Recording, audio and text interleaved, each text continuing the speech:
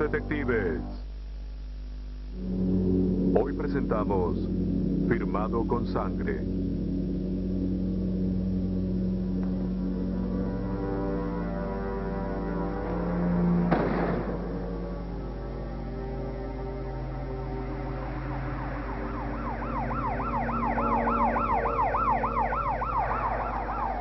En Minneapolis, Minnesota, el 6 de febrero de 1995, la policía respondió a una llamada de emergencia. Llegaron al hogar de Ted Mills, su esposa Mamie Hernández Mills y su hijastro Nathan Latour.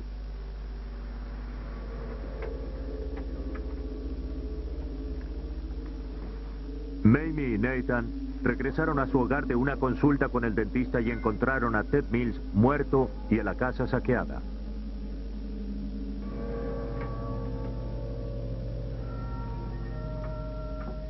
Mills yacía muerto con una herida de bala en la cabeza.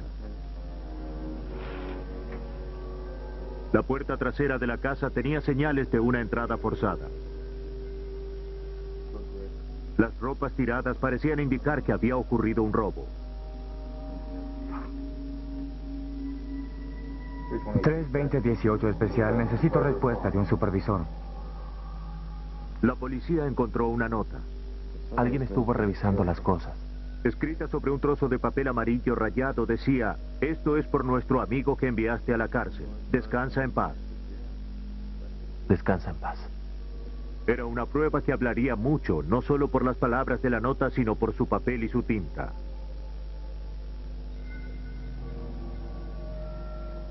El sargento David Palmer de la Unidad de Homicidios de Minneapolis acudió a la pericia de la examinadora de documentos forenses, Karen Runyon, para que lo ayudara a leer entre líneas. Los examinadores de documentos unen a escritores con sus caligrafías, a escritos con sus máquinas de escribir y a falsificadores con sus reproducciones. Mediante la utilización de computadoras, microscopios y realces digitales, estos nuevos detectives se internan en el minúsculo mundo de las fibras de papel y las partículas de carbón para resolver crímenes.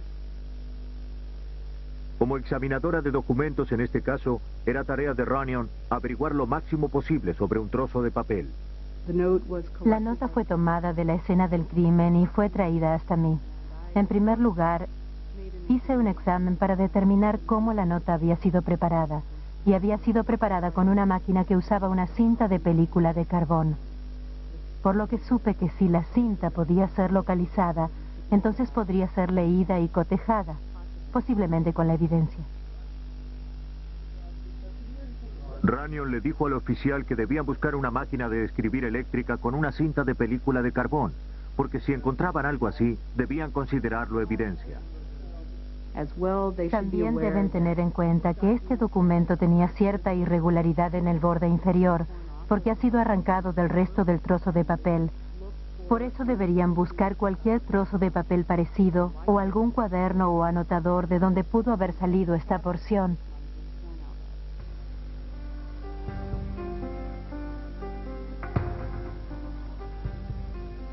Mientras que Runyon se concentraba en la nota, la policía cuestionaba a la esposa e hijastro de la víctima. Según Mamie y Nathan, ellos estaban en el consultorio del dentista cuando ocurrió el homicidio. Llamaron desde la oficina del dentista, pero no hubo respuesta. ¿Podemos usar su teléfono?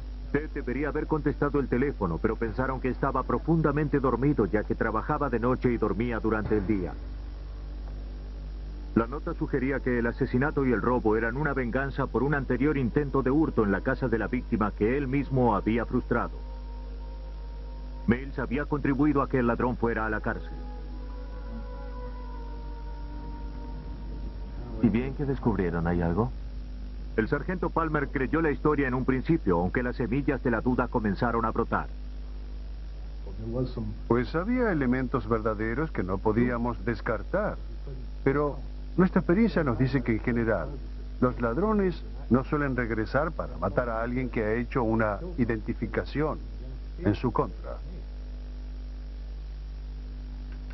Durante el interrogatorio que la policía filmó en video, Nathan le dijo a la policía que había visto una pistola al lado del cadáver de Mills, pero ellos no pudieron encontrarla. No hay nada por aquí.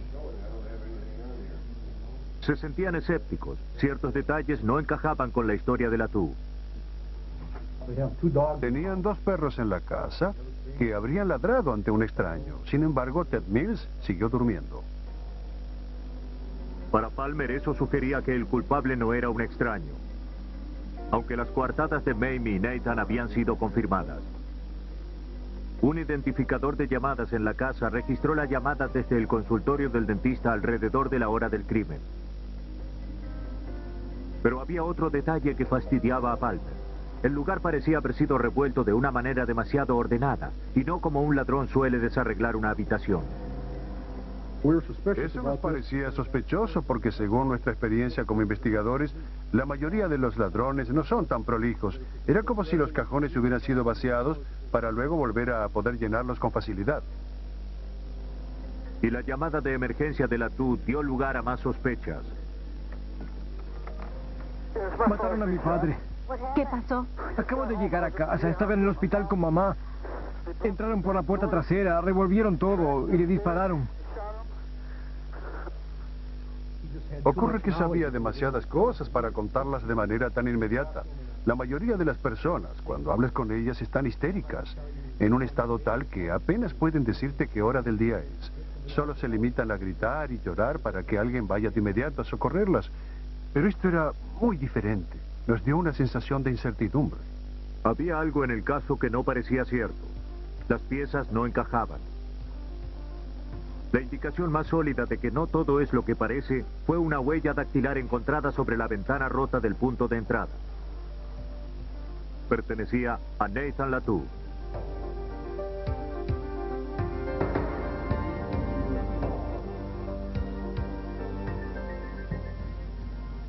Ante la evidencia de las huellas dactilares, Nathan Latú admitió su participación en el asesinato. Días antes del crimen, Latú dijo que su madre le había pedido que escribiera con letras de imprenta las frases que estaban en la nota que encontraron al lado del cadáver. Ahora los investigadores tenían razones para creer que Mamie Hernández Mills había escrito la nota a máquina. ¿Pero cómo? Ella dijo no saber leer ni escribir en inglés, y en la casa no había ninguna máquina de escribir. La policía tenía que encontrar la máquina usada para escribir la nota. Ahora que Nathan había implicado a Mamie, Runyon y los investigadores comenzaron a focalizar su búsqueda. Recordaron que Hernández Mills trabajaba limpiando casas ajenas. La policía decidió buscar una máquina de escribir en las últimas casas donde ella había trabajado.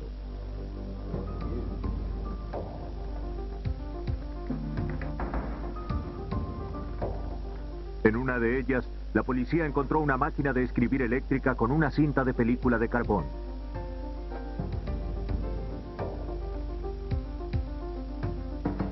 Las últimas palabras de la nota eran claramente visibles. También encontraron varios anotadores amarillos con un papel similar al de la nota. La cinta fue llevada al laboratorio de Karen Runyon para su análisis. Ella se alegró al ver que el cartucho aún seguía dentro de la máquina. Si la cinta hubiera sido usada y desechada, el caso habría sido aún más complicado. Para confirmar que la cinta contenía el texto completo de la nota, abrió con cuidado el cartucho. Quité la cinta del cartucho y luego la estudié en su totalidad, empezando por la frase final que vimos sobre la cinta en cuanto la sacamos de la máquina. Fui hacia atrás desde allí y transcribí todo lo que estaba escrito sobre ella. Runyon descubrió que la nota había sido escrita 3 veces, lo que probaba que quien la había escrito sabía muy poco sobre cómo usar esa máquina. Las primeras 2 veces que escribieron había errores de ortografía, y quien lo hizo no debe de haberse dado cuenta de que había un elemento de corrección en la máquina. Por eso empezó de nuevo. Runyon comparó las fibras que habían sido transferidas del papel a la cinta. Cuando el carbón se desprende de la cinta y pasa al documento, las fibras de papel se adhieren a esa cinta de mylar que se encuentra dentro del cartucho de la cinta, y las fibras de papel permanecen sobre la cinta misma. Al comparar las fibras adheridas a la cinta con aquellas sobre la nota, Runyon llegó a la conclusión de que la nota había sido escrita con esa cinta. Se leen las fibras como una huella dactilar. Las fibras tienen un patrón irregular y se han adherido a esta cinta siguiendo ese mismo patrón que tenían sobre el papel en el que estaban. Con la ayuda de Karen Runyon, la sórdida historia oculta dentro del cartucho plástico comenzó a develarse. Karen Runyon había relacionado la nota con la máquina de escribir, y la policía relacionó la máquina con Mamie Hernández Mills. Pero aún faltaba contar el resto de la historia. El sargento Palmer tenía que determinar cuál había sido el rol de Mamie en el crimen y el motivo para cometerlo. Continuó presionando a Nathan Latu en busca de más detalles. Dijo que su madre había traído el arma que pertenecía a su esposo del armario de arriba y que había entrado y lo asesinó mientras estaba tendido en la cama durmiendo. Luego, confesó haber tomado la escopeta que había usado para el asesinato y haberla llevado al sótano para luego esconderla en un cuarto que había allí cerca de donde él dormía. Nathan luego nos contó a mí y a mi socio lo que queríamos escuchar, que él y su madre fueron responsables por la muerte de Ted Mills. Nathan Latu juró, sin embargo, no haber jalado el gatillo. Cuando la presión del interrogatorio comenzó a acumularse, Mamie se volvió en contra de su hijo, al igual que Nathan lo había hecho con ella. Para cometerlo, continuó presionando a Nathan Latu en busca de más detalles.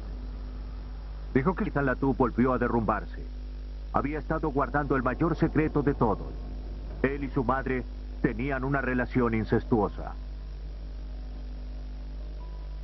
Mamie Hernández Mills se había reunido hacía poco tiempo con su hijo Nathan Latu, de 21 años, a quien había dado en adopción años atrás. Ahora Mamie estaba ejerciendo una profunda influencia sobre su hijo. La policía usó esa influencia como elemento de presión para obtener una confesión de Latu. Lo que hicimos fue usarlo y decirle, tu madre te obligó a hacerlo porque ella es fuerte y controladora como persona, ¿verdad? En esta relación, la madre controla al hijo. Finalmente, Latu resolvió atestiguar en contra de su madre a cambio de una reducción en los cargos de asesinato en segundo grado. También los investigadores descubrieron que Mills tenía un seguro de vida a través de su trabajo y que Mamie había llamado para reclamarlo luego de su muerte. Con ese móvil expuesto, los acontecimientos extraños de ese sangriento día de febrero comenzaron a ordenarse. Mamie Hernández Mills había escrito la nota en la máquina de escribir de su empleador, usando la nota manuscrita de Nathan como guía. Cada vez que cometía un error volvía a comenzar, con lo que escribió también una historia reveladora dentro del cartucho de la máquina de escribir. Cada letra liberó fibras del papel para transferirlas al carbón sobre la cinta.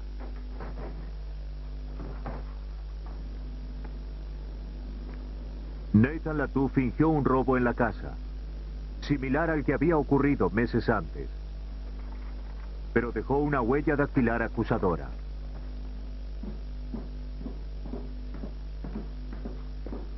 Nathan y Mamie subieron las escaleras con sumo cuidado para no despertar a Ted Mills. Al entrar en la habitación, no perdieron tiempo.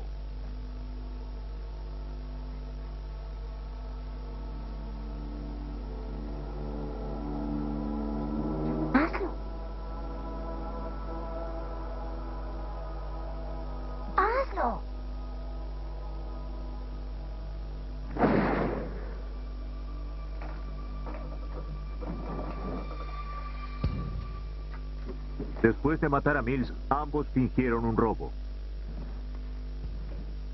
Mamie dejó una nota para que los investigadores pensaran en un intruso vengativo que jamás había existido.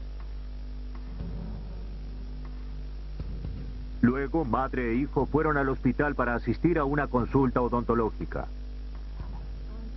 ¿Podemos usar su teléfono? Desde allí usaron un teléfono para llamar a su casa, sabiendo que quedaría un registro en la unidad de llamadas. Esto fue la base de su coartada. No responde. Cuelga. Al regresar a casa, Nathan hizo la llamada de emergencia a la policía. Más tarde dijo a los investigadores que había escondido el arma homicida dentro de un tubo que luego había enterrado detrás de un árbol. En la corte declaró en contra de su madre a cambio de una reducción en su sentencia.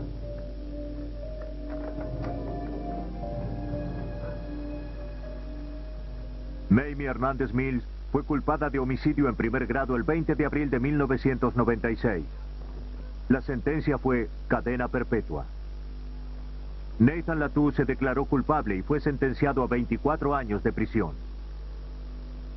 Al dejar una nota, Mamie Hernández Mills y Nathan Latu pretendieron acusar a un intruso inexistente, pero dejaron demasiada evidencia real que indicaba lo contrario. La nota estaba cerca del cuerpo, y esa nota era parte de un plan para que ese pareciera otro tipo de crimen y no lo que realmente fue.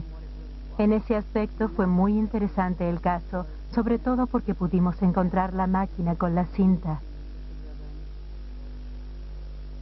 A los investigadores Palmer y Runyon, la nota creada para desviar a las autoridades del verdadero asesino los condujo directamente hacia él.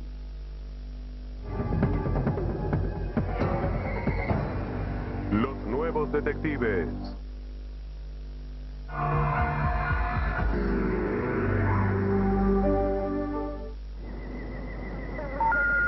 Lo sentimos. La persona a quien está llamando se encuentra fuera del área de cobertura. Está en algún lugar remoto, solo, desesperado por saber de usted. El destino de su negocio depende de lo que necesita decirle. Por favor, intente su llamada más tarde. Ya viene Iridium.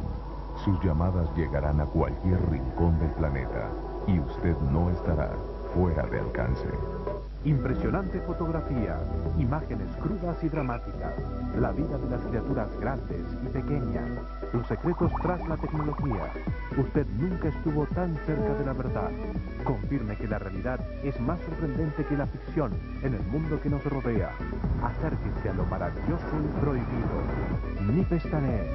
Sea un testigo ocular. De lunes a viernes, solo en Discovery Channel.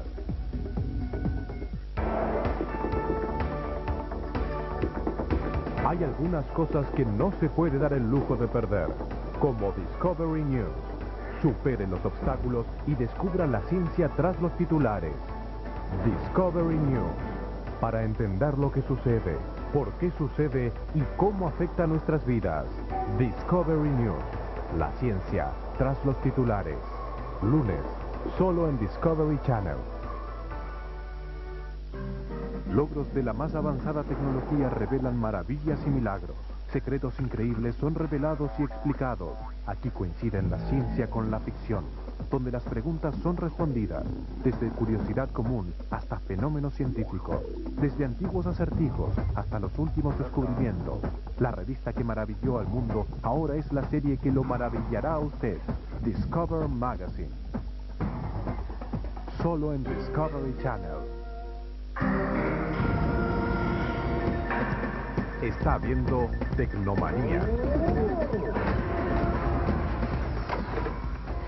Solo en Discovery Channel.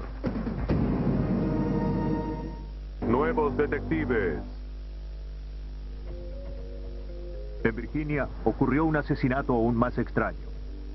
En una nota dirigida a sí mismo, un hombre confesó sus terribles intenciones. La muerte de una mujer mayor a causa de un disparo en febrero de 1995 llevó a la policía a un hogar al este de Virginia. Lo único que faltaba en la escena eran $5 del monedero de la mujer. La policía sabía que el crimen había sido cometido por Richard Webb, de 18 años, que era el nieto de la víctima y que vivía con ella. Según la policía, Richard había planeado matar a sus abuelos, robarles su dinero y huir en su camioneta. El abuelo escapó cuando el arma se trabó. Al no poder encontrar las llaves de la camioneta, Richard Webb escapó a pie y fue capturado poco tiempo después. Webb era culpable, pero aún faltaba determinar el grado de su culpabilidad. Si la policía estaba en lo cierto y Richard había planeado el asesinato con intento de robo, sería culpable de homicidio en primer grado. Pero si había matado en un impulso repentino y violento, era probable que recibiera cargos menores. Era el deber de la policía determinar las intenciones del asesino. Mientras registraban la habitación de Richard, la policía encontró una pista importante en un trozo de cartón.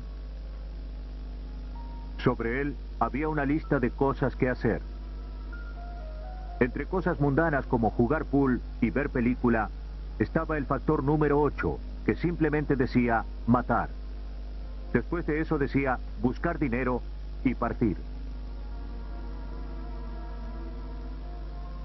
La lista parecía una sólida evidencia de que Webb había planeado sus crímenes. Llegó a manos de Michael Moore, examinador de documentos de la División de Ciencia Forense de Virginia en Richmond. Para probar que Webb había escrito la nota, necesitaría buscar similitudes entre la letra de la nota y muestras escritas por Webb.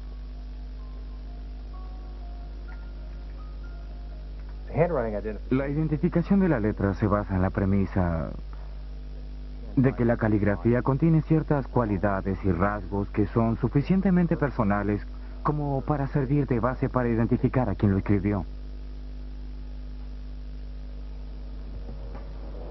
La lista homicida de Webb, ya clasificada como evidencia, fue sellada y enviada a Michael Moore. Nuestra caligrafía es tan personal como nuestras huellas dactilares. Cuando niños, se nos enseña a escribir imitando un sistema al que a menudo se llama sistema de copiado. A pesar de la utilización de esta técnica, comenzamos a desarrollar nuestra caligrafía personal, que permanece con nosotros para toda la vida. Estas deformaciones conforman la base del análisis.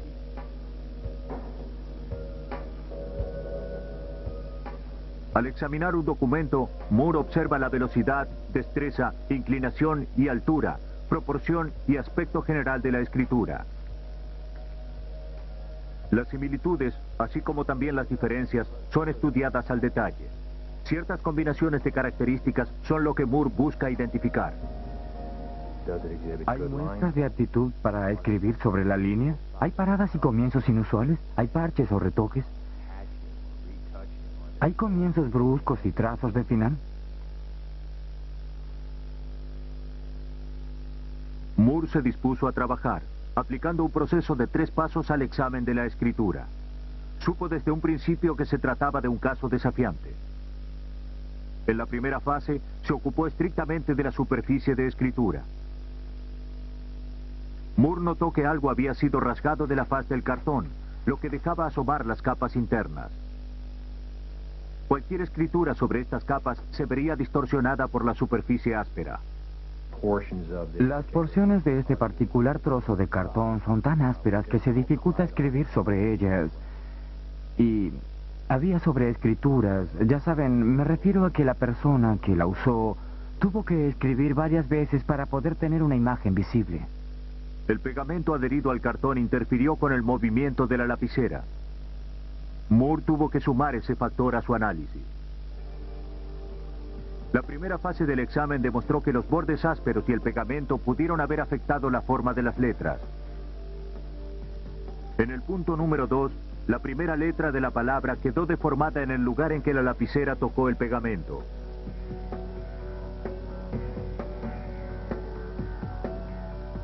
Si la muestra de escritura contiene letras con curvas cerradas, el grafólogo debe determinar si se trata de un hábito de la persona que escribió la muestra o si fueron creadas porque la tinta a base de agua se esparció y cerró así la curva. Estas variaciones en la superficie de la escritura pueden hacer que las letras se desvíen de la caligrafía normal del autor, lo que dificulta su análisis.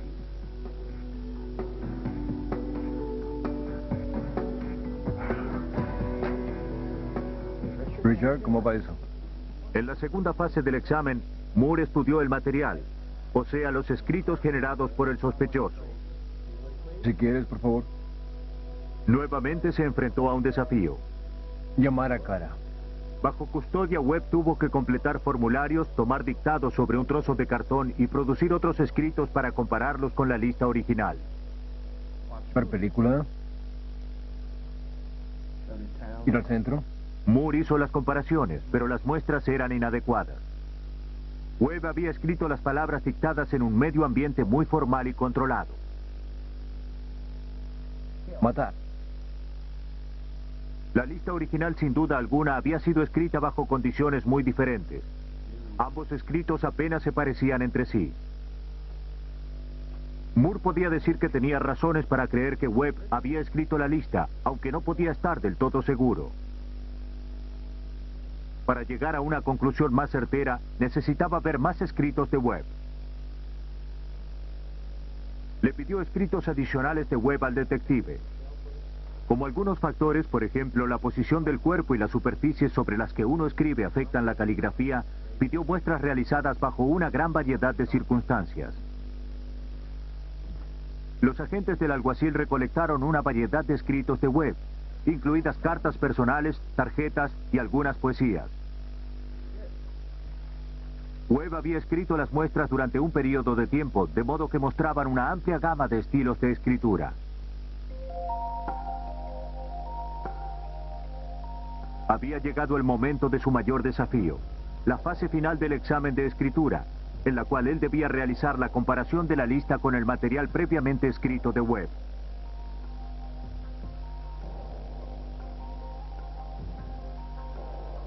Para presentarlo en la corte, usó una ampliación en blanco y negro de la lista.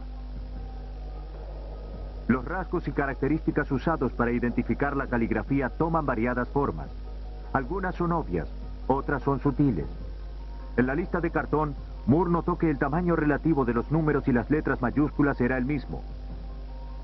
El número 1 era más alto que la letra C mayúscula en la primera palabra. El número 2 también era más alto que la letra W mayúscula en el segundo ítem.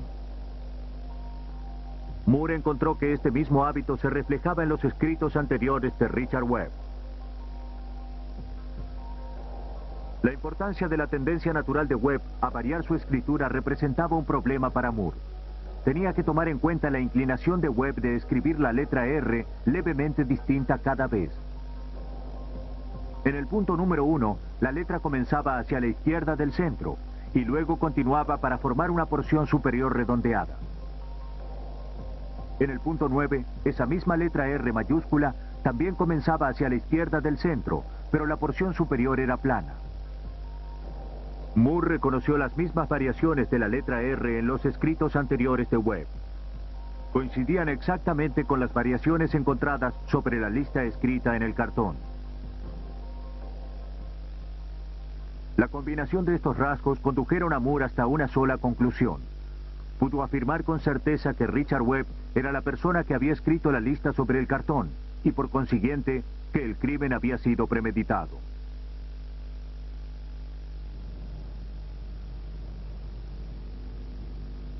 En conclusión, se necesita una mente humana para reconocer una mano humana. Mientras que las computadoras ayudan a resolver más crímenes día tras día, Michael Moore siente que su trabajo está asegurado. Las computadoras son útiles en algunas áreas de exámenes de documentación forense, aunque realmente no son aplicables a la comparación de caligrafía por el solo hecho de que no tienen manera, en primer lugar, de medir la relativa individualidad de la firma en cuestión. Aunque se examinaran por computadora 20 variaciones de una misma firma, esta no podría identificar una 21ª firma, aunque proviniera de la misma persona. Las computadoras no tienen la habilidad para juzgar la gama de variaciones ni las circunstancias bajo las cuales se han realizado los escritos. Las computadoras pues no pueden hoy, las que tenemos hoy en el mercado, no son capaces de hacer lo que el humano sí puede hacer. Al enfrentarse con las pruebas de Moore, Richard Webb se declaró culpable y fue condenado a cadena perpetua por homicidio. El análisis de la escritura relacionó a un asesino con su crimen.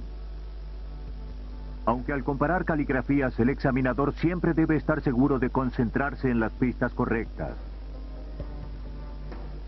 Las muestras de caligrafía más cruciales podrían provenir de los lugares menos pensados. En Smyrna, Tennessee, a las afueras de Nashville, un hombre hizo un conmovedor pedido de ayuda en 1994. Ricky Bryan, un soldador de 39 años, tuvo una relación circunstancial de 5 años con Charlotte Scott, de 72 años de edad. Yo salí con la mujer durante unos 6 años. Y ella desapareció, así que tenemos que encontrarla. Scott había estado 2 semanas desaparecida. Ojalá ella volviera a casa, donde quiera que esté. Su familia tenía esperanzas de encontrarla. Rezo porque alguien aparezca con noticias.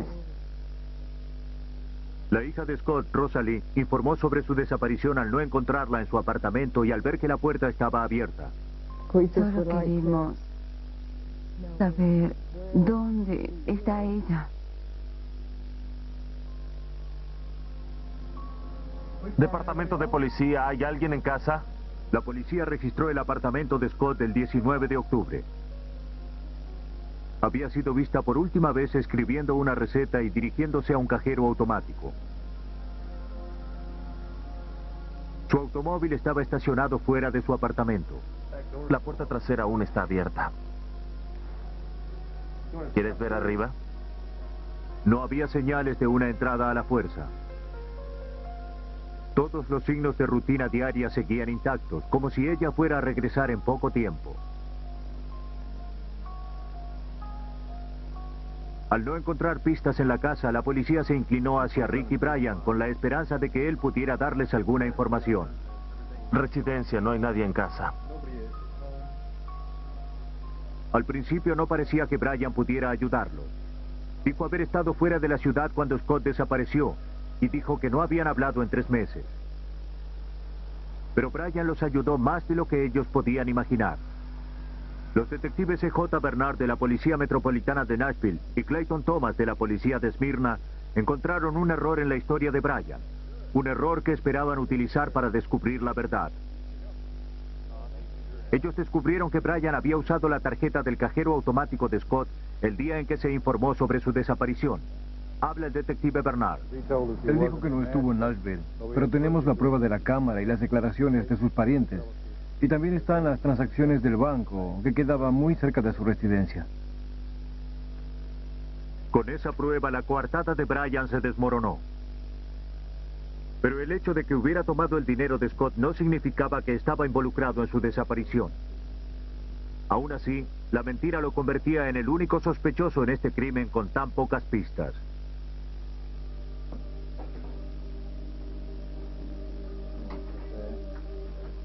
Luego de haber fracasado en la prueba del polígrafo, la policía obtuvo una orden de allanamiento para registrar su casa. Estaban buscando recibos de cajero automático, armas, herramientas que podrían utilizarse para un secuestro o un asesinato, cualquier cosa que relacionara a Bryan con el crimen. Pero no encontraron nada. No tenían evidencia física ni más pistas. La investigación se vio detenida. Y pasaron algunos días frustrantes antes de que los detectives obtuvieran otra pista.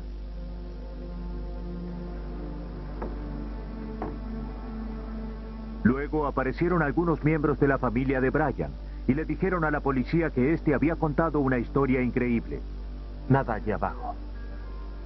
Según Ricky Bryan, Charlotte Scott había sido asesinada por una pandilla en un lugar donde la pareja solía encontrarse.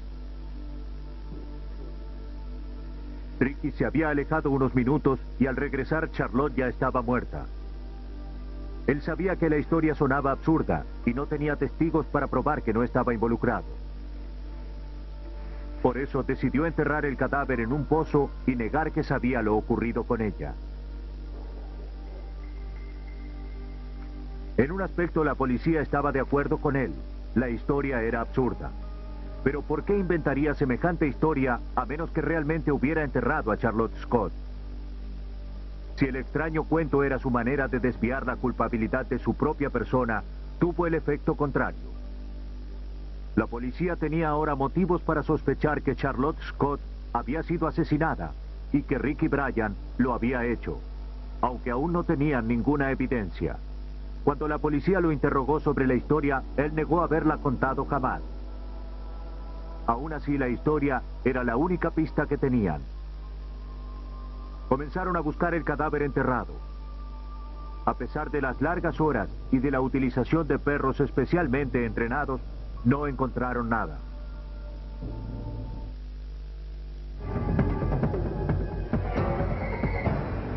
Los nuevos detectives. Discovery Channel tiene tu pasaje a la emoción. Llega a algunos de los lugares más bellos del mundo y vuélvete loco. Australia, Hawái, Bahamas. Las aventuras nunca habían sido tan divertidas. No es solo sobre cultura, ciencia o naturaleza. Es sobre saber dónde y cuándo. Atrévete. De lunes a viernes solo en Discovery Channel. Nos enseñan a construir, nos enseñan a cortejar, nos enseñan a jugar. La función y la belleza coexisten en el mundo natural. Nos enseñan el mejor uso de los materiales y la energía, desde la elasticidad de las telas y los ingredientes de los perfumes hasta el desarrollo de los mejores autos. Las mejores creaciones nacen del diseño al natural. Solo en Discovery Channel.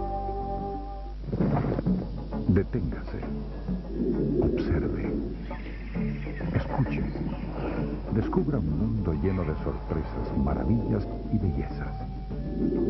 Descubra un mundo que puede resultar ajeno y a la vez familiar. Vea cara a cara el mundo que nos rodea, hogar de toda criatura viviente. Descubra el mundo natural. De lunes a viernes solo en Discovery Channel. El explorador francés Nicolas Hulot y su equipo viajan a las 4 esquinas del mundo en busca de lo inusual, lo peligroso, lo extraordinario. Súmase a un cometa humano de 45 personas. Vuele un helicóptero sobre un volcán de Hawái. Estos aventureros desafían los elementos para capturar magníficas imágenes que retan nuestra imaginación. Ushuaia, la aventura máxima. Lunes, solo en Discovery Channel.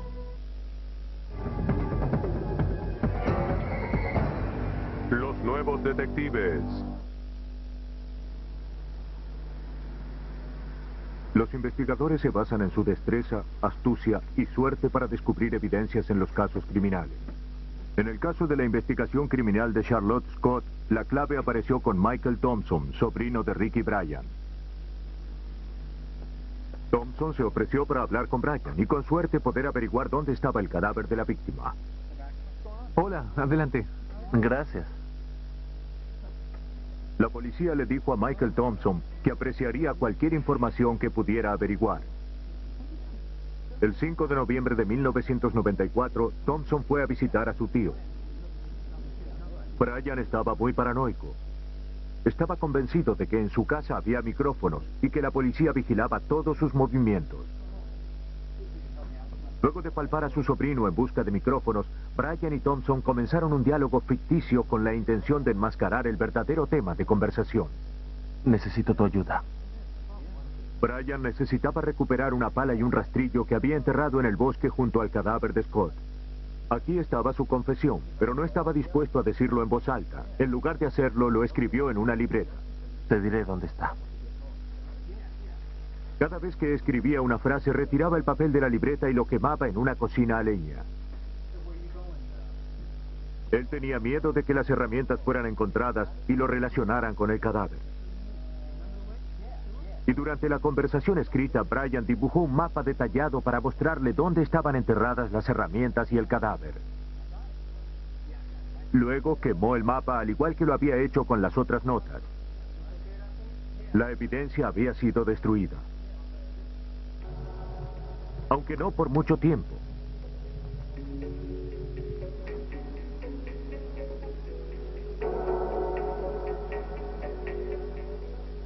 Al salir de la casa de Bryan, Michael Thompson llamó de inmediato a la policía. Siguieron las instrucciones que él había memorizado del mapa dibujado por su tío, lo que los llevó a una hondonada en el bosque. Allí encontraron el cadáver. 327, sargento. Sin duda, es ella. 327.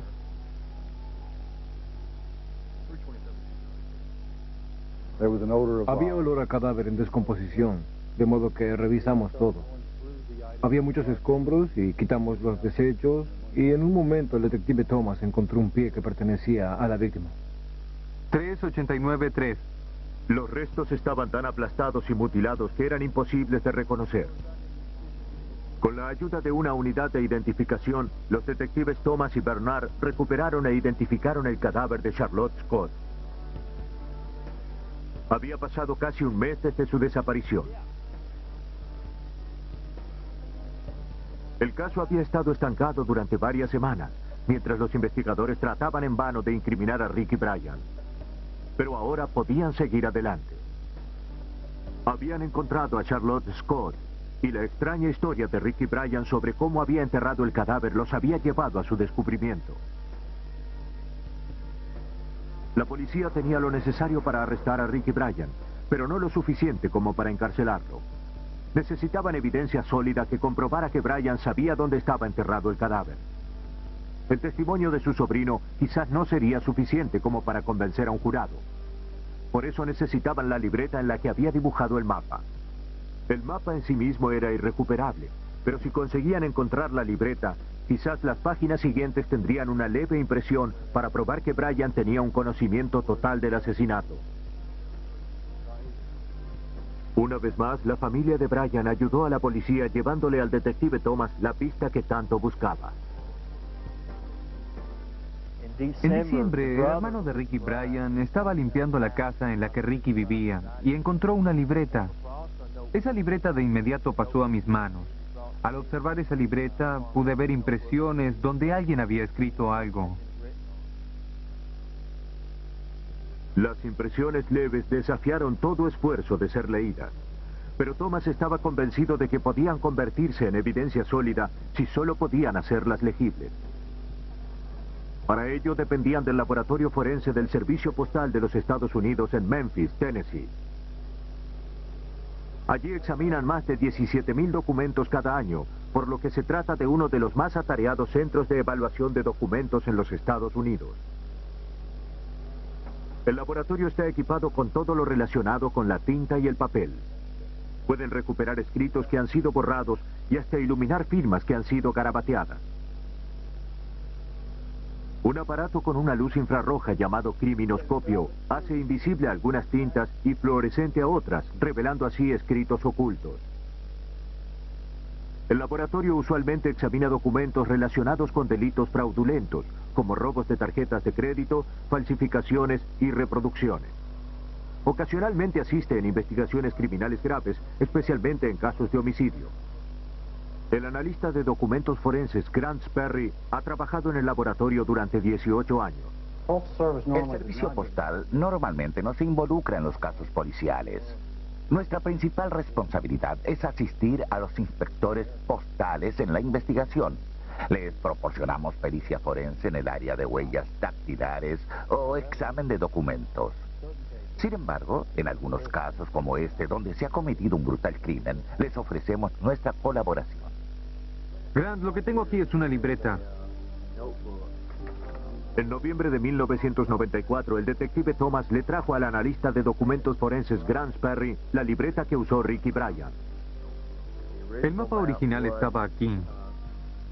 Si estas hojas aparentemente blancas decidían develar sus secretos, Thomas tendría la evidencia necesaria para condenar a un asesino. Podríamos hacerlo. Dependería de Sperry y del laboratorio postal ahora descifrar las leves impresiones que aparecían en la página. A estos surcos reveladores se los llama escritura bajo relieve. Se van grabando sobre una hoja en blanco mientras se escribe sobre la página anterior.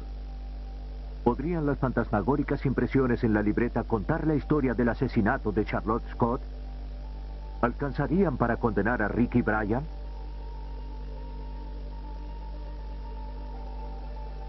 De acuerdo, Patricia, tenemos que fotografiarlo. Por medio de una luz de fibra óptica utilizada para iluminar la superficie del papel, Sperry determinó que la libreta de Bryan en verdad contenía impresiones leves del mapa, como también de otras escrituras bajo relieve. Después de fotografiarlos, utilizó el aparato detector de electroestática, o ADES. Este aparato volvería visibles las marcas fantasmagóricas. El Hades es no destructivo en su mayor parte. En otras palabras, el documento es protegido por la película de imagen. Se puede así retener un registro permanente de cualquier bajorrelieve desarrollado. Sperry colocó la página de la libreta sobre una placa de bronce y la cubrió con una película plástica. Luego, por vacío, la película se introduce dentro de las fibras del papel y dentro de las impresiones. La película es cargada eléctricamente mientras que se arroja tóner sobre ella. El tóner es atraído por la carga y así llena los bajorrelieves de la película. Una vez que el tóner está instalado en su lugar, Sperry lo fija con una hoja de plástico adhesivo. El paso siguiente es prensarlo para quitar la capa de plástico adhesiva, que ahora tiene una imagen sobre ella desarrollada con nuestro Hades.